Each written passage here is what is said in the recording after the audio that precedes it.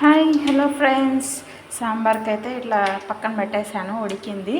ఇంక ఇదైతే తిరువాత పెట్టేసుకుంటాను. ఆనియన్స్ టమాటాస్ అన్నీ వేసి తిరువాత అయితే పెట్టేసుకుంటున్నాను. ఒక్కొక్కరు ఒక్కొక్క స్టైల్లో చేస్తారు కదా సాంబారు.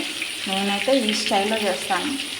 ఒక్కొక్కసారి అయితే డైరెక్ట్ వెజిటేబుల్స్ మగ్గనిచ్చి నూనెలో బ్యాల్లో ఒకటే ఉడికేసి సపరేట్ ఎనిపి ఇది చేస్తాను. ఒక్కొక్కసారి ఇడ్లీలోకి అలా అయితే అలా చేస్తాను అన్నమాట. ఇంకా రైస్లోకి అయితే ఇలా చేస్తాను. సాంబార్ 2 వెరైటీస్ చేస్తాను అన్నమాట. ఇడ్లీలోకి అలా అయితే ఎక్కువ సాంబార్ కావాలా కాబట్టి వాటర్ ఎక్కువ యాడ్ చేసుకుంటాను. కూరగాయలు అవన్నీ సపరేట్ ఉడకబెట్టి తిరువాతలో వేసేసి చేస్తాను అన్నమాట. ఇంక ఇప్పుడు రైస్లోకి కాబట్టి అన్నీ ఒకటేసారి ఇలా వేసేస్తాను అన్నమాట. అన్నీ ఒకటేసారి ఇలా వేసేసి లాస్ట్లో తిరువాత వేసేసి కొంచెం సాంబార్ పొడి, ఉప్పు, కారం అన్నీ వేసేసి మగ్గ పెడతాను అన్నమాట. ఇదొక స్టైల్లో చేస్తాను, అదొక స్టైల్లో చేస్తాను. మరి మీకు ఏ స్టైల్లో ఇష్టమో సాంబార్ కామెంట్ పెట్టండి.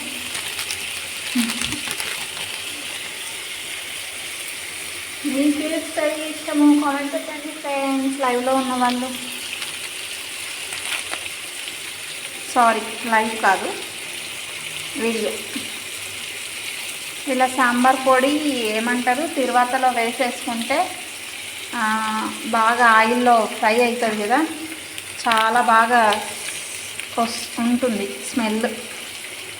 మనకి ఎంత కావాలో అంత కారం యాడ్ చేసుకోవాలి, ఉప్పు కూడా మనకి ఎంత కావాలో అంత వేసేసుకోవాలి.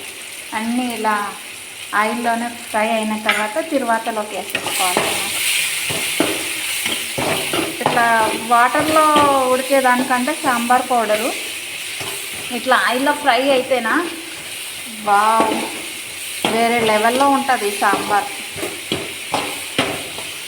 ఇవన్నీ బాగా ఫ్రై అయిన తర్వాత ఇందులోకి వేసేసుకోవాలి. ఇందులోకి వేసేసుకొని సాంబార్లోకి మొత్తం అందులో పెట్టేసుకోవాలి. మళ్ళీ స్టవ్ మీద కాసేపు పెట్టేసి మగ్గ పెట్టేసుకోవాలి. అంతే, సింపుల్.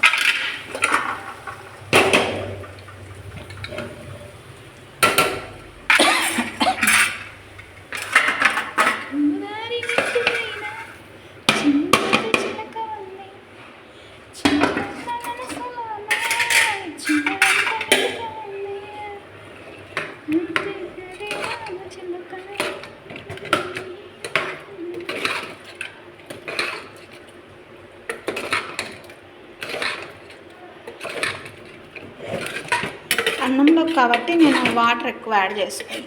సాంబారు ఏమంటారు ఇడ్లీలోకి అయితే వాటర్ యాడ్ చేసుకుంటాను. ఇది రైస్లోకి కాబట్టి నేను ఇంకా వాటర్ ఏం యాడ్ చేయను. ఇలాగే పప్పు స్టైల్లోనే చేసేస్తాను అన్నమాట. బాగుంటుంది. అంతే, simple sambar recipe ready. Bye bye friends. మరి మీరు ఏ స్టైల్లో చేస్తారో కామెంట్ పెట్టండి. Bye bye friends.